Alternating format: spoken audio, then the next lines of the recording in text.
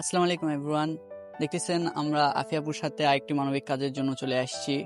তো এখানে দেখতে পাচ্ছেন এনারা মানে অনেক অসহায়। সো এখানে আপনি একটু থাকার ব্যবস্থা করে দিবে। গ্রামবাসী উদ্যোগ নিছে, পাশাপাশি আপু হেল্প করতেছে, আমরাও আসি হেল্প করতে। সো আপনারাও সবাই হেল্প করবেন। তো আপু, এখানে ফান্ড কালেক্ট কেমন হয়েছে?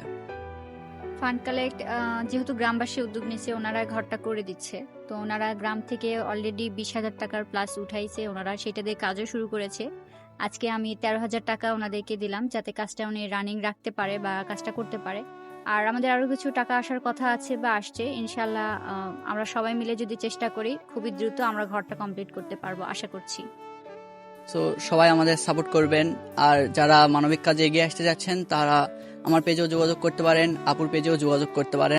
সো সবাই, যদিও আপনারা সাহায্যও না করতে পারেন, লাইক কমেন্ট শেয়ার করেও সাহায্য করবেন, এতেও অনেক উপকার হয়, অনেক মানবিক মানুষের কাছে ভিডিওটা পৌঁছে যাবে। সো এতটুকুই, আল্লাহ হাফেজ।